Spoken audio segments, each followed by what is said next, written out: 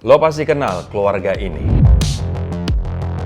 Kim Kardashian dengan skimsnya yang bernilai miliaran dolar. Kylie Jenner yang pernah disebut Forbes sebagai youngest self-made billionaire ever. Kris Jenner, sang momager atau ibu sekaligus manager yang dapat 10% dari semua bisnis anak-anaknya. Keluarga yang hidup di dunia berbeda. Mobil Lamborghini, rumah mansion ratusan juta dolar, liburan ke private island. Tapi tunggu dulu. 2020 lalu, Forbes ngeluarin artikel bombastis dengan judul Inside Kylie Jenner's Web of Lies and Why She's No Longer a Billionaire.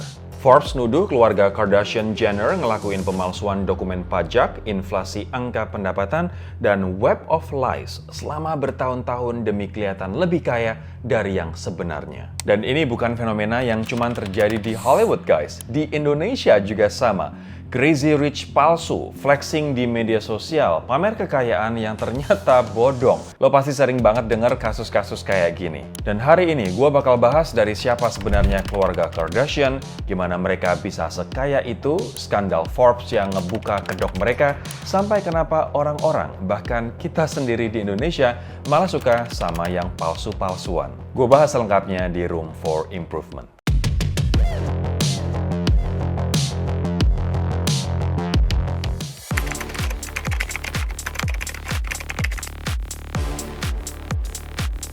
Sebelum ngomongin skandalnya, kita perlu tahu dulu siapa sebenarnya mereka dan gimana mereka bisa sampai di puncak.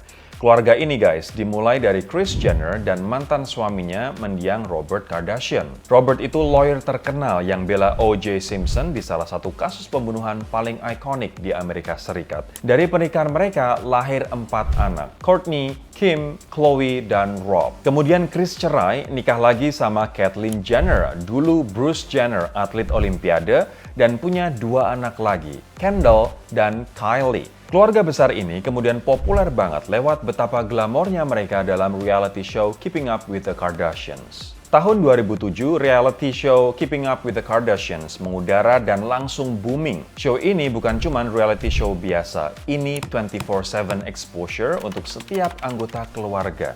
Kamera ngikutin mereka kemana-mana, mulai dari drama keluarga, relationship, bisnis, semuanya jadi konten. Dan itu guys, berlangsung selama 14 tahun, dari 2007 sampai 2021. Plus, belasan spin-off show seperti Kourtney and Kim Take Miami, Khloe and Lamar, Life of Kylie, dan masih banyak lagi. Setelah Keeping Up with the Kardashians berakhir tahun 2021, mereka nggak berhenti. 2022 mereka pindah ke Hulu dengan show baru The Kardashians, dengan deal yang dilaporkan mencapai 100 juta US dollar. Ini yang bikin mereka beneran kaya, bukan cuman terkenal. Setiap anggota keluarga punya bisnis sendiri, dan kita ngomongin bisnis worth ratusan juta dolar sampai miliaran dolar. Kim Kardashian, the queen of the empire, net worth-nya 1,7 miliar US dollar. Bisnis utamanya Skims, shapewear dan loungewear brand yang booming banget. Ada juga SKKN by Kim, rebranding dari KKW Beauty dan KKW Fragrance. Skincare line premium, Kim Kardashian, Hollywood. Ini belum termasuk deal TV, endorsement, dan yang bikin dia disebut billionaire oleh Forbes tahun 2021 adalah valuasi bisnis-bisnis itu. Satu Instagram post Kim dikabarkan bisa dapat sampai 500 ribu dolar atau sekitar 8 miliar rupiah. Sementara Kylie Jenner, the self-made billionaire, net worth-nya 670 juta US dollar. Bisnis utamanya Kylie Cosmetics dimulai dari Kylie Lip Kits tahun 2015, brand yang bikin dia disebut billionaire termuda. Kylie Skin, skincare line. Ada juga Kylie Baby, produk baby care. Dan tahun 2019, tiba-tiba Kylie jual 51% saham di Kylie Cosmetics ke Coty Inc. seharga 600 juta dolar. Deal yang kontroversial banget dan gue akan bahas lebih detail nantinya. Next, Kris Jenner, the mom major, mom plus manager. Net worth-nya diperkirakan 200 juta dolar. Ini yang paling jenius. Kris dapat 10% manajemen fee dari semua bisnis anak-anaknya. Kim dapat deal, Kris dapat 10%. Kylie jual perusahaan, Kris dapat 10%. Plus, dia punya bisnis sendiri, Safely, cleaning products brand. Basically guys, dia monetize keluarganya sendiri. Yang lainnya, Kourtney Kardashian dengan bisnis Push Lifestyle and Wellness brand. Selanjutnya Khloe Kardashian dengan Good American, sebuah denim brand. Kendall Jenner, karir sebagai model plus 818 Tequila. Ada juga Rob Kardashian dengan Arthur George Sock Line. Secara kolektif, kerajaan keluarga ini worth lebih dari 2 miliar dolar. Mereka punya lebih dari 26 bisnis yang udah diluncurin sejak akhir 2000-an.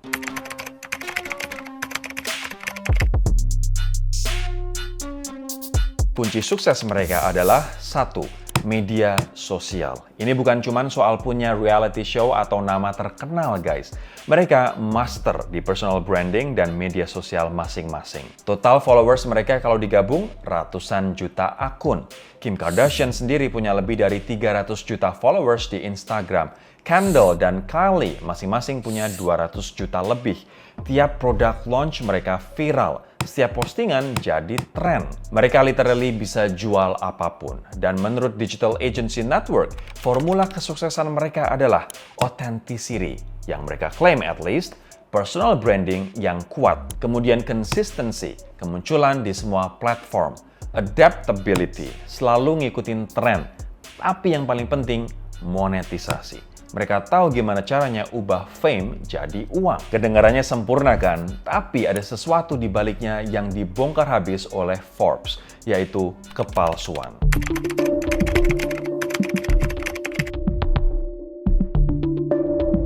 Ada yang nggak beres, dan yang ngebuka kedok mereka adalah Forbes Magazine. 2018-2019, Forbes nempatin Kylie Jenner di cover mereka dengan headline yang bombastis. Self-made billionaire at 21. Internet langsung meledak. Ada yang congrats, tapi banyak banget yang protes. Karena Kylie lahir dari keluarga Kardashian dengan privilege luar biasa, gimana bisa self-made? Tapi Forbes waktu itu defend angka mereka.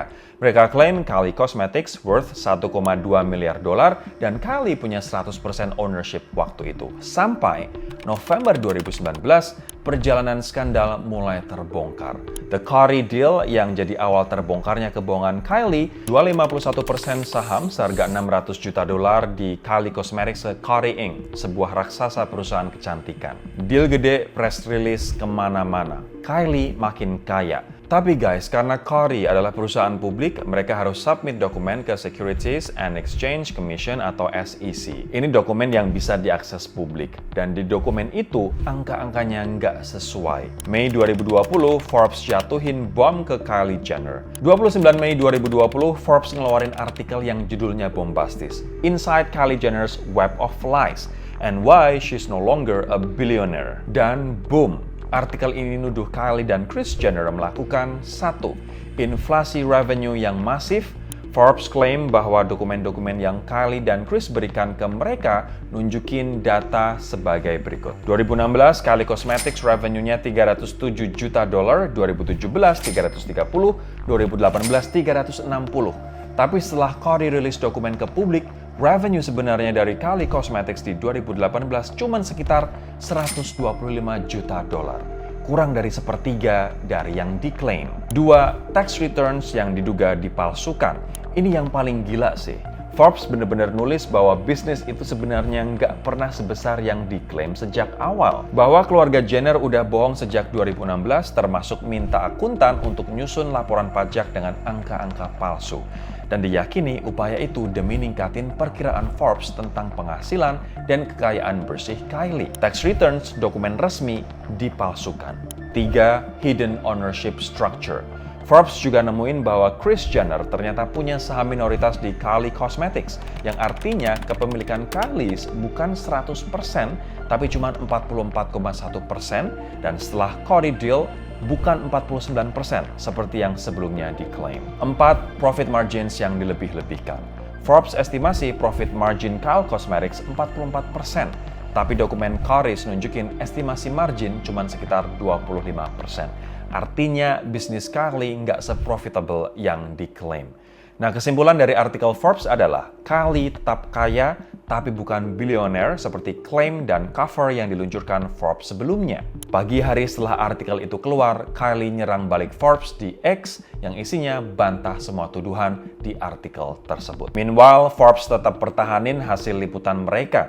Mereka klaim investigasi tersebut disebabkan oleh dokumen yang baru dipublikasikan ke publik dan nunjukin perbedaan angka yang signifikan serta klaim yang mencolok. Dan yang penting, kalau memang salah, kenapa Kourtney atau Kylie nggak provide dokumen yang buktiin kalau Forbes salah? Alhasil, reputasi Kylie Jenner sebagai self-made billionaire hancur. Dan title itu pun dicabut, dan yang lebih penting, ini ngebuka mata publik tentang sesuatu. The Kardashian Empire mungkin nggak seotentik yang mereka klaim. Kalau Kylie bisa palsuin angka segitunya, siapa yang jamin yang lain enggak? Kalau mereka berani palsuin tax returns buat masuk Forbes list, apalagi yang mereka palsuin. Dan ini bukan cuma masalah mereka, guys. Ini masalah yang ngakar di masyarakat di mana suka sesuatu yang berlebihan, gelimang harta, dan hidup serba mewah. Seolah kehidupan Kardashians adalah kesempurnaan yang mereka dambakan.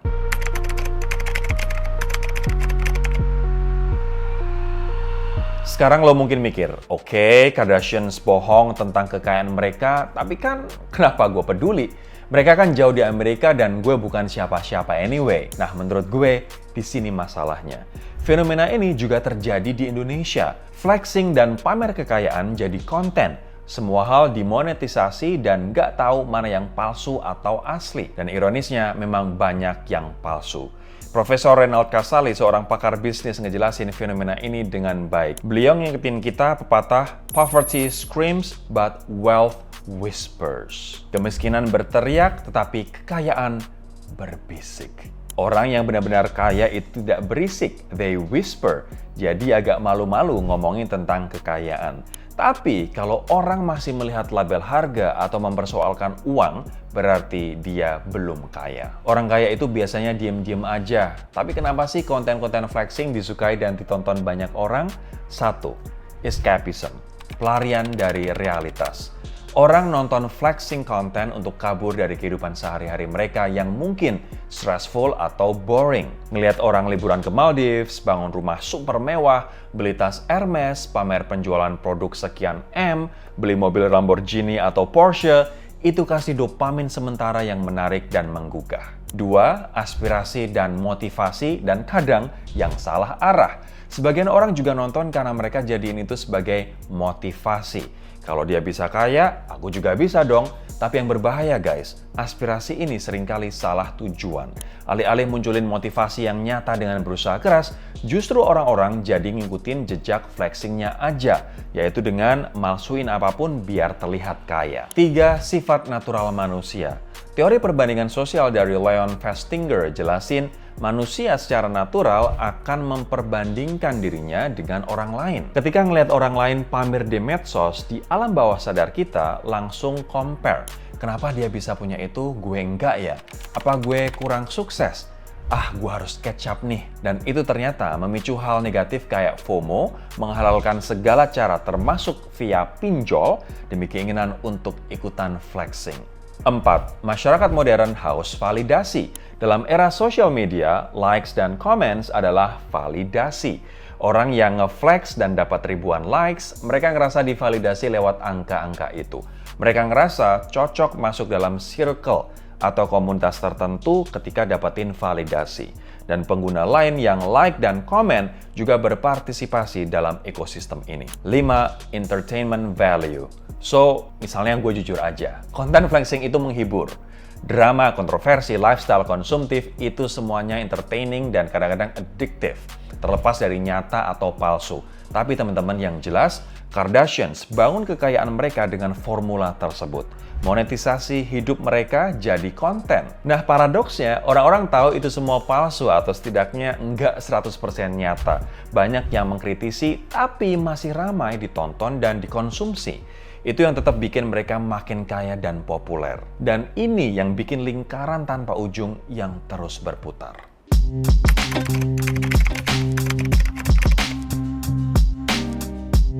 Oke, setelah ngebahas semua ini tentang Kardashian's Empire, skandal Forbes, flexing culture di Indonesia, dan psikologis di baliknya, apa sih sebenarnya yang bisa kita pelajari? 1. Jangan percaya semua yang lo lihat. Kardashians kelihatan punya $2 billion empire, kali diklaim billionaire, tapi ternyata angka-angkanya dimanipulasi. Di era media sosial, selama akun lo masih publik, itu jadi personal branding lo. Jadi semua orang literally ngelakuin kurasi terhadap image mereka di mata publik. Menampilkan yang sukses dan nyembunyiin apa yang gagal atau kurang. Dan lo lihat di Instagram, YouTube, TikTok, bukan semua kisah hidupnya. Warren Buffett bahkan pernah bilang, "It takes 20 years to build a reputation and 5 minutes to ruin it." Kardashian bangun brand mereka selama 14 tahun lebih. Forbes pada 2020 bisa cabut title Kylie Self-Made Billionaire dalam sehari. 2. Bahaya budaya flexing. Flexing culture, ciptain ekspektasi yang gak realistis dan tekanan yang gak masuk akal. Khususnya buat anak-anak muda. Kita jadi beli sesuatu secara berlebihan, prioritasin penampilan dibanding substansi, mengukur sukses cuman dari sisi material, terlilit hutang pinjol, dan lain sebagainya demi validasi sementara. 3. Integritas lebih penting dibanding image. Kardashians bangun brand mewah tapi tetap palsuin angka-angka keuntungan perusahaan mereka yang bikin kredibilitas mereka dipertanyakan. Nah, kepribadian kita, cara kita memperlakukan orang saat nggak direkam kamera, itu yang benar-benar penting dalam jangka panjang. Kita bisa bodohin orang sesaat, tapi teman-teman, bukan untuk selamanya. Keempat, jadilah kritis, jangan mudah percaya. Forbes, salah satu publikasi bisnis paling berpengaruh di dunia, bahkan bisa dibodohi Kardashians selama bertahun-tahun. Apalagi para pembaca Forbes atau kita sendiri. So, jangan mudah percaya apapun yang ada di media sosial. Terus banyak baca dari sumber kredibel, selalu gali lebih dalam, bukan cuma konsumsi konten ringan di permukaan. Dan jadi kritis ketika kita mengkonsumsi konten sehari-hari.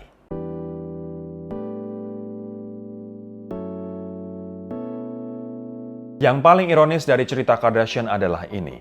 Mereka terkenal untuk jadi terkenal, kaya untuk jadi lebih kaya. Mereka nggak punya talenta spesial, nggak punya skill yang extraordinary. Yang mereka punya adalah kemampuan untuk bangun image dan monetisasi hal itu untuk dijadiin kekayaan. Dan ketika sebagian gaya hidup mereka terungkap sebagai sesuatu yang palsu dan didukung oleh liputan investigasi Forbes, orang-orang masih nonton mereka, follow, dan produknya tetap laris. Kenapa? Karena deep down, orang nggak peduli apakah itu nyata atau palsu. Yang mereka peduliin cuman entertainment sehingga bisa bikin mereka kabur dari dunia mereka sendiri. Dan Kardashians paham akan hal ini lebih baik daripada orang lain. Mereka nggak jual produk, mereka jual fantasi. Keluarga Kardashians bakal tetap kaya raya, mereka bakal tetap terkenal. Kejayaan mereka mungkin masih berdiri for puluhan tahun ke depan. Tapi yang bisa kita kontrol adalah apakah kita mau berpartisipasi dalam kultur yang mereka ciptakan dan kendalikan? Pilihannya ada di kita sendiri. Kebaikan, kejujuran, integritas, itu bukan marketing strategi, itu cara hidup. Dan beda dengan fame yang bisa dibeli atau kekayaan yang bisa dipalsukan, karakter itu teman-teman nggak bisa dipalsukan selamanya. Anyway, kalau lo suka video cerita mendalam kayak gini, klik like, subscribe, dan share ke teman-teman lo yang perlu tahu video ini. Dan komen, apa menurut lo pelajaran terbesar dari Kardashian Empire? This is Room for Improvement. See you on the next video. Bye-bye.